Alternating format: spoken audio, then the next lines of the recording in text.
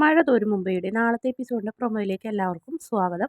അങ്ങനെ ആ പെൺകുട്ടി മനുവിനെ വിടാതെ പിന്തുടർന്നു മനുവിന്റെ കൂടെ തന്നെ വീട്ടിലേക്ക് പോകാൻ തീരുമാനിക്കുന്നു.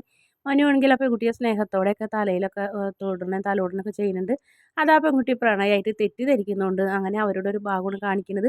അതിനുശേഷം മൊബൈൽ ഓപ്പൺ ചെയ്ത് നമ്മുടെ ഗ്രേസാമ്മ ചാറ്റ് കണ്ടതോടുകൂടി രേവതിക്കുട്ടീനെ ആദ്യം കാണുന്നത് അത് ഗ്രേസ് ആൻറ്റിക്ക് കാണിച്ചു കൊടുക്കണം. നോക്കി ആൻറ്റി എന്ന് പറയുമ്പോൾ അതിലുള്ളത് വിശേഷങ്ങൾ എങ്ങനെയുണ്ടാ, നീ എവിടെയാ, വീട്ടിലുണ്ടെന്ന് പറയാം. എനിക്ക് നിന്നെ ഉടനെ കാണണം, വീഡിയോ കോളിൽ വാ.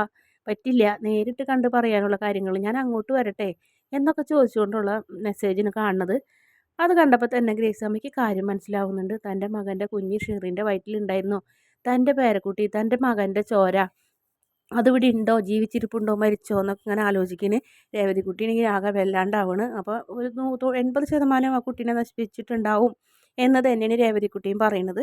പക്ഷേ ഗ്രേസ് അമ്മയ്ക്ക് വിശ്വസിക്കാൻ പറ്റണില്ല. അങ്ങനെ ഒരു പേരക്കുട്ടി ജീവിച്ചിരിപ്പുണ്ടെങ്കിൽ എന്ന് ആലോചിച്ചുകൊണ്ട് പൊട്ടിക്കരയുന്നുണ്ട് ഗ്രേസാമ്മ. ആ സമയത്ത് വിഷമത്തോടെയാണെങ്കിലും ഗ്രേസാമ്മനെ ഇങ്ങനെ ആശ്വസിപ്പിക്കുന്ന രേവതിക്കുട്ടിയെ കാണിച്ചുകൊണ്ടാണ് പ്രമോ അവസാനിക്കുന്നത്. വീഡിയോ ഇഷ്ടപ്പെടുകയാണെങ്കിൽ ചാനൽ ഒന്ന് സബ്സ്ക്രൈബ് ചെയ്യണേ.